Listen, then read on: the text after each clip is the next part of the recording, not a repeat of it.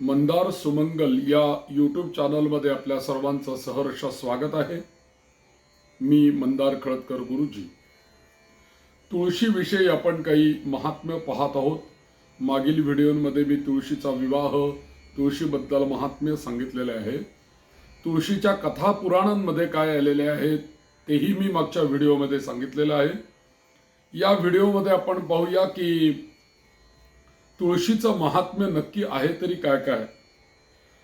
भगवान विष्णूंना तुळस ही अत्यंत प्रिय आहे आणि असं म्हटलेलं आहे की जोपर्यंत तुळशी पत्र मिळालेलं नाही तोपर्यंत कितीही विष्णूंना फुलं वाहिली, कितीही अलंकार त्यांना घातले तरी सुद्धा त्यांनी त्यांची तृप्ती होत नाही. एक तुळशीचं पान वाहिलं की सगळी पूजाच आपली परिपूर्ण होते. नवे नवे तर अलंकार नसतील तरी त्यांना चालतं. त्यानंतर अनेक प्रकारचे त्यांना फुलं जरी नाही मिळाली तरी चालतं. एक तुळशीचं पान आणि मंजिरी सहित तुळशीचं पान जर का आपण त्यांना अर्पण केलं तर भगवान विष्णू अत्यंत प्रसन्न होतात असं सांगितलेलं आहे. तावत गर्जंती पुष्पाणी तथा मुक्ता मयानिच यावन्न प्राप्यते पुण्या तुलसी विष्णुवल्लभा. श्रीकृष्णांना आणि विष्णूंना जर का प्रसन्न करून घ्यायचं असेल तर आपल्याला एक तुळशी पत्र सुद्धा पुरे आहे. मनापासून एक तुळशीचं पान जरी वाहिलं तरी भगवान प्रसन्न होतात. हे तुळशीचं जे रोप आहे ते वृंदावनामध्ये लावलं जातं आणि ते वृंदावनामध्ये लावावं, वाढवावं किंवा आता कुंडीमध्ये आपण ठेवतो.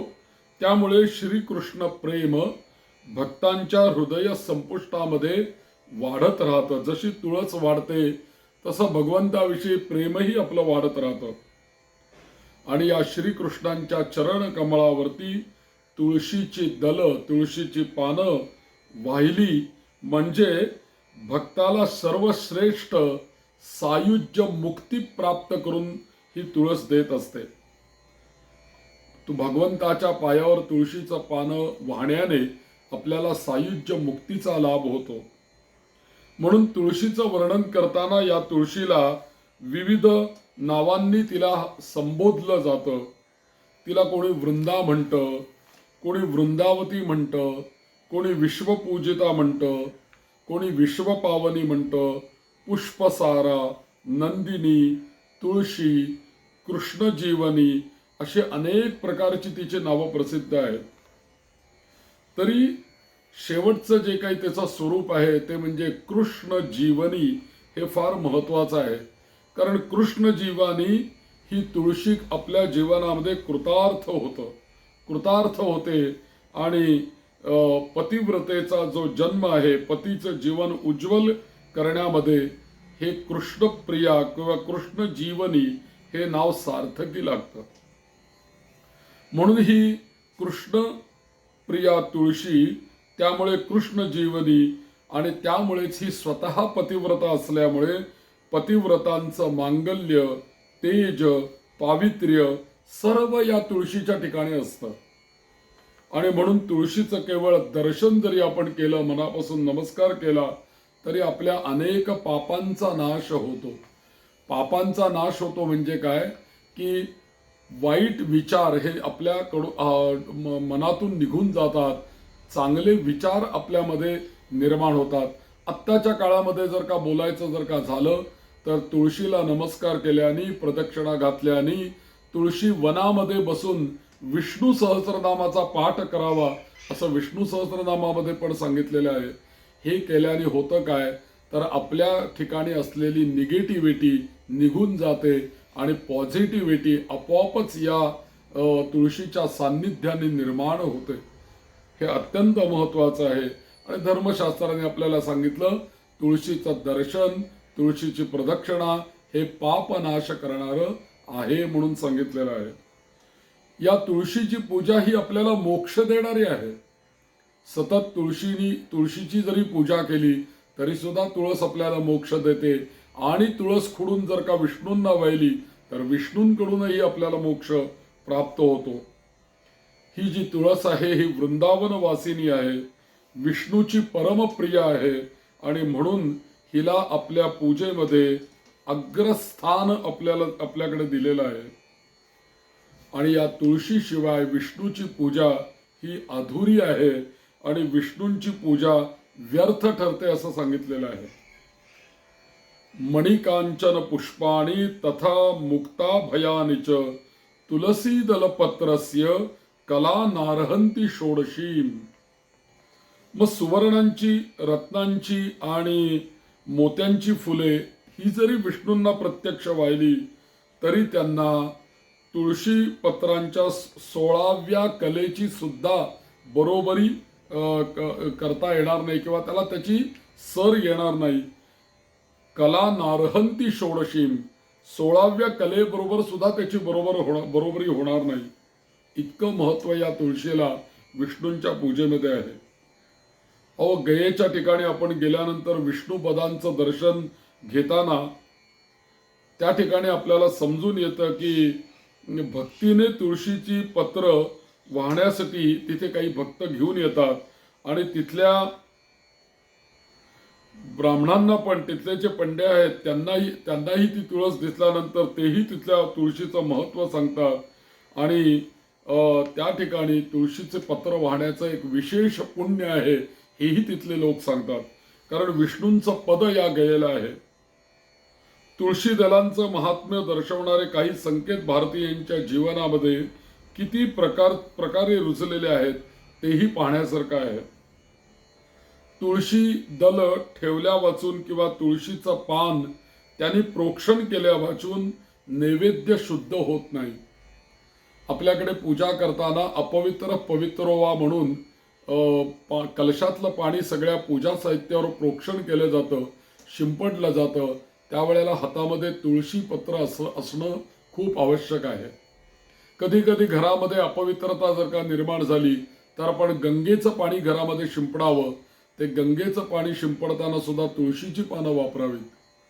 नैवेद्य आपण जर का आणला तर नैवेद्य आणल्यानंतर देवाला दाखवण्यापूर्वी त्याच्यावर पाणी प्रोक्षण करायला सांगितलेलं आहे. नैवेद्यावर तुळशीचं पान ठेवायला सांगितलेलं आहे. हे प्रोक्षण करतानाही तुळस आणि त्या नैवेद्यावर ठेवण्याकरता सुद्धा तुळस. भगवान विष्णूंना नैवेद्य दाखवताना नैवेद्यावर तुळशी पत्र ठेवलंच जातं. त्याशिवाय नैवेद्य विष्णूंचा पूर्णच होत नाही. विष्णूला तो नैवेद्यच आवडत नाही.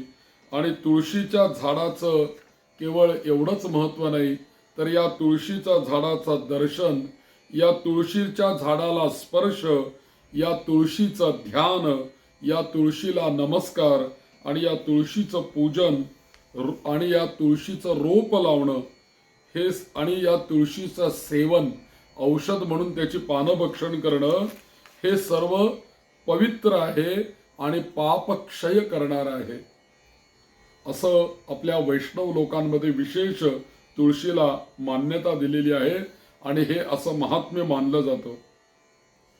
आता तुळस ही आपल्या संस्कृतीचं पण प्रतीक आहे. तुळस ही एका दृष्टीने वनस्पती आहे आणि तिच्या ठिकाणी मुळापासून ते अग्रापर्यंत सर्व देव त्या वनस्पतीमध्ये वास करतात अशी आपली भावना आहे. म्हणून गृहिणी ज्या आहेत त्या तुळशीची पूजा मनोभावे करताना आपल्याला दिसतात. त्या मनोभावे पूजाही करतात आणि तुळशी मातेची प्रार्थनाही करतात. आणि ती प्रार्थना ते गृहिणी अशी करतात की हे तुळशी देवते, तुझ्या पाळामुळात पृथ्वीवरील सर्व क्षेत्रे सामावलेली आहेत. तुझ्या खोडामध्ये सर्व देवांचं निवासस्थान आहे. तुझ्या शाखांच्या अग्रावर वेद आणि पुराणे वास करीत आहेत. अशा तुझ्या सर्वव्यापी रूपाला आमचे उदंड नमस्कार असोत असं म्हणून या गृहिणी या तुळशीला नमस्कार करत असतात. म्हणून ही तुळस आपल्या प्रत्येक गृहिणीला आपली सखी वाटते. वृंदावनापाशी बसावं आणि मुक्त कंठाने आपलं हृदगत तिला सांगावं. तिच्याशी गुजगोष्टी कराव्यात. आळवावं, गाणं गावं, मागणं मागावं, भक्तिभावाने तिथे एखादं स्तोत्र म्हणावं आणि अशी अनेक गृहिणींची त्या याच्यावरती श्रद्धा असते. म्हणूनच गृहिणी गाणं म्हणताना म्हणतात, तुळस वंदावी माऊली, तुळस संतांची सावली, तुळशीला पाणी घाली तुळस कोवळी, पुत्र मागते सावळी उषाताई. तुळसी ग माये तुझ्या मंजुळ्या झळकती, तेथे कृष्णनाथ खेळती सारी पाट. तुळसी ग बाई जन्म अमृत मंथनी, बैस अंगणात जागा देते वृंदावनी. काशी काशी म्हणूनी सर्व भारती धावत, काशी माझे अंगणात तुळसी देवी. तुळशी वृंदावन हीच तिची काशी, हेच तिचे पुण्यक्षेत्र. आणि ही गृहिणी सांजकाळी निरांजन ओवाळताना हे म्हणते आहे, पाणी घालताना हे म्हणते आहे, नैवेद्य दाखवते आहे आणि तुळशी दल भक्षण करते आहे.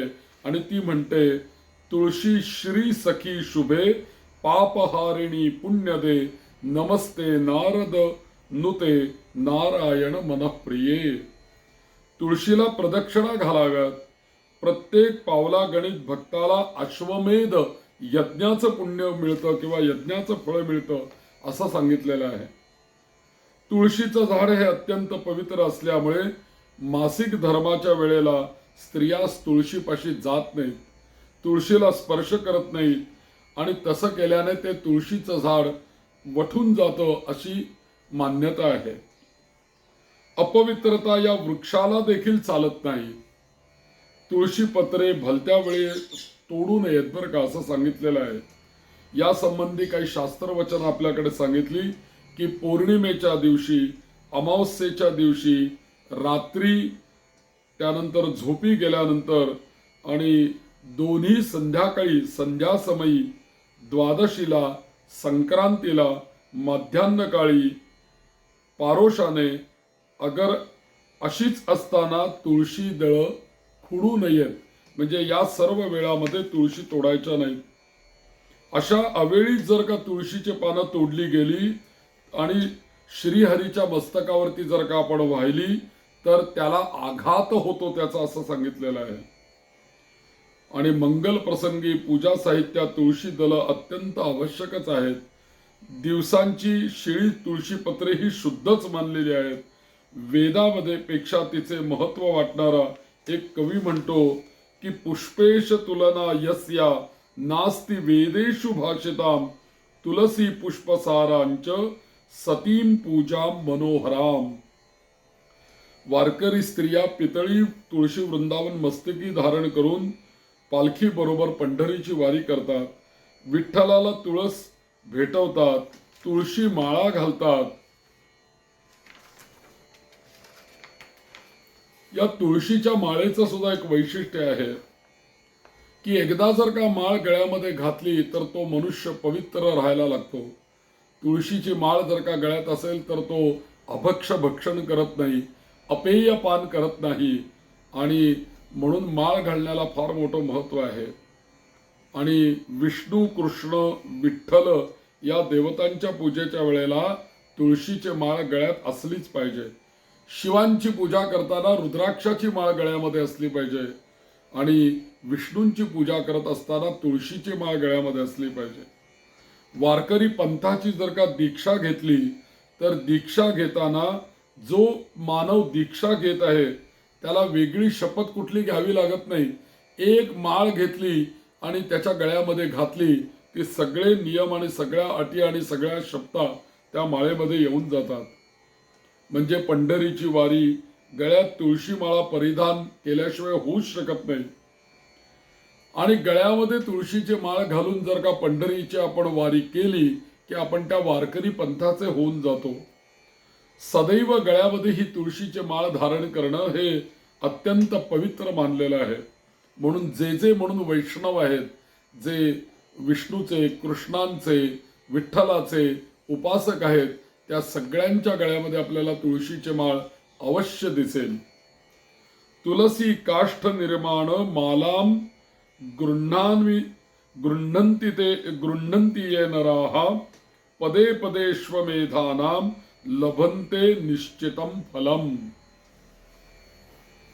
तुळशी वृंदावनाची जर का माळ गळ्यामध्ये असेल तुळशी काष्ठ निर्माण मालाम, तुळशीच्या काष्ठापासून निर्माण केलेली माला गृह्णंती ये नराहा, मानवाने जर का ती धारण केली तर त्याला पदे पदे अश्वमेधानाम, प्रत्येक पावलागणित अश्वमेधाचं पुण्य त्याला निश्चित लाभेल, यात संशय नाही, असं ब्रह्मवैवर्त पुराणामध्ये सांगितलेलं आहे. आणि म्हणून वारकरी समाज गळ्यामध्ये तुळशीची माळा घालून किंवा तुळशीचं वृंदावन डोक्यावर घेऊन या वारीमध्ये प्रवास करत असतात, चालत असतात. अहो, या तुळशीच्या कुंडीत मधील तुळशीच्या मुळातली माती सुद्धा अत्यंत महत्वाची आहे. ही माती सुद्धा मस्तकी विभूती म्हणून लावतात, धारण करतात. आणि कुठे प्रवासाला निघाले, काही अडीअडचणी असल्या, काही मुकामार लागला, दुखापत झाली, तर ही तुळशीची माती ते त्याच्यावरती लेप म्हणून लावतात. आणि प्रवासाला कोणी जर का घरातला निघाला तर तुळशीच्या वृंदावनाला प्रदक्षिणा करून जावं असं सांगितलेलं आहे आणि ते शुभ मानलेलं आहे. केरळमध्ये सुद्धा अनेक घरांमध्ये तुळशी वृंदावन असतंच आणि हे केरळचे लोक तुळशीच्या फांदीवर पाणी ओतून ते तीर्थ म्हणून प्राशन करतात. स्नानानंतर तुळशीची मंजरी आपल्या उजव्या कानावर खोचून ठेवतात. आणि केरळ प्रांतात तुळस ही शिवालाही प्रिय आहे असं मानलेलं आहे. आपल्याकडे वैकुंठ चतुर्दशीच्या दिवशी विष्णूंना बेल वाहतात आणि शंकरांना तुळस वाहतात. कार्तिक व शुद्ध चतुर्दशी ही जी आहे ती वैकुंठ चतुर्दशी मानलेली आहे आणि त्या दिवशी हरी आणि हर या दोघांची भेट होते. हरी आणि हर म्हणून तुळस ही शंकरांना वाहतात आणि बेल हा विष्णूंना वाहतात असं आपल्याकडे सांगितलेलं आहे.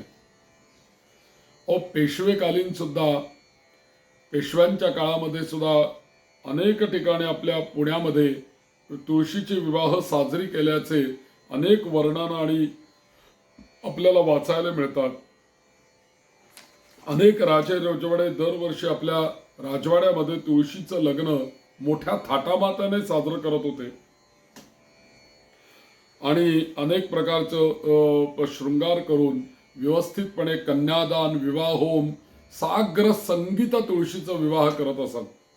या तुळशीच्या विवाह प्रयोगामध्ये कन्यादान आहे, त्यानंतर कंकण बंधन आहे, होम आहे, त्याच्यानंतर मंगलाष्टक आहेत, दोघांची षोडशोपचार पूजा आहे.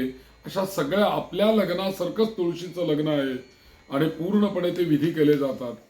केवळ मंगलाष्टक म्हणणं म्हणजे तुळशीचं लग्न नाही, तर या तुळशी कन्येचं भगवान विष्णूंना दान करणं हे त्यातलं महत्वाचं अंग आहे. आपल्याला जर का कन्या नसेल आणि कन्यादानाचं पुण्य मिळणार नसेल तर तुळशीचा विवाह करून तुळस विष्णूंना दान केल्याने आपल्याला कन्यादानाचं पुण्य मिळतं हे मात्र निश्चित सांगितलेलं आहे. अनेक ठिकाणी आपल्या राजे रजवाड्यांकडे हे तुळशीचं लग्न असं थाटामाटात साजरं होत होतं आणि आजही अनेक लोक करणारे आहेत. बरं, आपल्याकडे देव प्रबोधिनी एकादशी म्हणजे कार्तिक शुद्ध एकादशी, तिथपासून ते एकादशी, द्वादशी, त्रयोदशी, चतुर्दशी आणि पौर्णिमा या 5 दिवसांमध्ये तुळशीचं लग्न केलं जातं. म्हणून पंचांगामध्ये, कॅलेंडरमध्ये लिहिलेलं असतं तुळशी विवाह प्रारंभ, तुळशी विवाह समाप्ती असे 2 दिवस लिहिलेले असतात. तो हाच काळ असतो, द्वादशी, त्रयोदशी, चतुर्दशी आणि पौर्णिमा. या तुळशीविषयी एक उपनिषद आहे आणि त्याचा नारद करते, त्याचे कर्ते नारद आहेत आणि तुळस ही अमृत देवता, भक्ती वसुधा आणि कीलक नारायण आहे असं सांगितलेलं आहे. या उपनिषदामध्ये तुळशीचं वर्णन श्यामवर्णा ऋग यजुस्वरूपा अमृतोद्भवा विष्णुवल्लभा जन्म मृत्यू विनाशकारी असं त्याचं वर्णन या उपनिषदामध्ये केलेलं आहे. तुळशीच्या प्रदक्षिणेने दारिद्र्य नष्ट होतं. तिच्या मुळामध्ये सर्व तीर्थ आहेत, मध्यभागी ब्रह्मा आहे, अग्रभागी वेदशास्त्र आहेत आणि विष्णू तिच्या मुळांशी आणि लक्ष्मी तिथंच वास करते. यज्ञ, दान, जप, देवपूजा, श्राद्ध इत्यादी कृत्ये तुळशी वाचून केल्यास ती निष्फळ ठरतात. या सगळ्या ठिकाणी आपल्याला तुळस पाहिजेच पाहिजे. यज्ञ, दान, जप, देवपूजा. अहो, कोणती वस्तू दान द्यायची म्हटले की त्याच्यावर पहिल्यांदा तुळशीचं पत्र ठेवतात. आपण नाही का म्हणत हलवायाच्या घरावर तुळशी पत्र अशी आपल्याकडे म्हण आहे. कुठलीही गोष्ट दान द्यायची म्हटले की त्याच्यावर तुळशी पत्र आणि तुळशी पत्र ठेवून मग ते दान केलं जातं. गायत्री मंत्रही या तुळशीचा आहे. श्री तुलस्यै च विद्महे विष्णुप्रियायै च धीमहि तन्नो अमृता प्रचोदयात असा या तुळशीचा गायत्री मंत्र आहे. म्हणून या तुळशीच्या मण्यांची जी माळ आहे ती विष्णूच्या प्रसन्नतेसाठी, कृपेसाठी भक्तीने सदैव आपल्या कंठामध्ये धारण करावी. कार्तिक महिन्यामध्ये ही माळ परिधान करून मग प्रार्थना करावी. तुळशी काष्ट संभूते माले कृष्ण जनप्रिये बिभर्मि त्वामहं कंठे कुरु माम कृष्ण वल्लभाम. हे माले, तू तुळशी काष्ठाची बनलेली असून वैष्णवांना प्रिय आहेस. मी तुला कंठी धारण करतो. मी कृष्णाला प्रिय होईन असं तू मला बनव. आणि म्हणून या तुळशीला असं महत्व दिलेलं आहे. अहो, या तुळशीची लक्ष पूजा सुद्धा केली. तुळशी पत्रांनी लक्ष पूजा विष्णूंची केली जाते आणि ते एक व्रत आपल्याकडे सांगितलेलं आहे. 1,00,000 तुळशीची पानं खुडून विष्णूंची पूजा करायची, हे ते व्रत आहे. पूजेमध्ये पहिल्या दिवशी जितकी तुळशी पत्रे पूजेसाठी घेतली असतील तितकीच पुढे दर दिवशी ती घ्यायची आणि लक्ष संख्या पुरी होईतपर्यंत वाहत राहायची. तुळशी पत्रे सलग असावीत, ती किडकी असू नयेत, अस्वच्छ असू नयेत, फाटकी तुटकी असू नयेत. जितकी तुळशी दळं रोज वाहिली असतील तितक्याच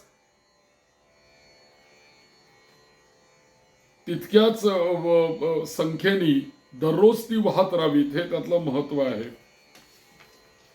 या तुळशीला लक्ष प्रदक्षिणा करण्याचं सुद्धा एक व्रत आहे. म्हणजे ही लक्ष व्रत जी काही आहेत ती सर्वसाधारणपणे आषाढ शुद्ध एकादशी पासून ते कार्तिक शुद्ध एकादशी पर्यंत म्हणजे या 4 महिन्यामध्ये प्रामुख्याने केली जातात. म्हणजे रोज ठराविक संख्येने ती उपासना करत करत करत 4 महिन्यांनी ही लक्ष संख्या पूर्ण करतात. मग ती तुळशी अर्चनाची संख्या असू देत किंवा लक्ष प्रदक्षिणा व्रत म्हणून पण आहे. तर या तुळशीला 1,00,000 प्रदक्षिणा घालाव्यात म्हणून सांगितलेलं आहे. असं व्रत आहे. आणि तिची आराधना करताना म्हणण्याची परंपरा आहे, हे तुळशी तू श्यामवर्ण कमललोचन प्रसन्न चतुर्भुज, दोन्ही हातामध्ये पद्म कमळ धारण करणारी, 2 हात वरद व अभय मुद्रेत ठेवणारी, किरीट हार केयूर कुंडल अलंकारांनी सजलेली शोभणारी शुभ्र वस्त्रा, पद्मासनस्था अशी तू आहेस आणि तुला मी नमस्कार करतो. तू मला प्रसन्न वरदायिनी हो. अशी या तुळशीची प्रार्थना या ठिकाणी केली जाते. अशी तुळशीची अनेक महात्म्य आहेत की ती श्रवणीय आहेत. आणि म्हणून तुम्ही असेच माझ्या या यूट्यूब चॅनलला जोडलेले राहा. वेगवेगळ्या विषयांची माहिती मी सतत आपल्याला देण्याचा प्रयत्न करेन. आणि आपल्याला जर का व्हिडिओ आवडले तर जरूर आपल्या परिवारामध्ये ते शेअर करावेत. आणि आपल्याला काही कॉमेंट्स करता आली तरी सुद्धा खालच्या बाजूला कॉमेंट्स करा. तुम्ही केलेल्या कॉमेंट्समुळे किंवा विचारलेल्या प्रश्नांमुळे वेगवेगळे विषय मला मिळत जातात आणि त्या विषयांच्या नुसार मला व्हिडिओ बनवायला ते सोपं जातं. आणि म्हणून कॉमेंट्स करा, लाईक करा, शेअर करा. आणि माझा चॅनल जर का आपण सबस्क्राईब केलेला नसेल तर तोही कृपया सबस्क्राईब करा. तुलसी माता की जय. गोपाल कृष्ण भगवान की जय.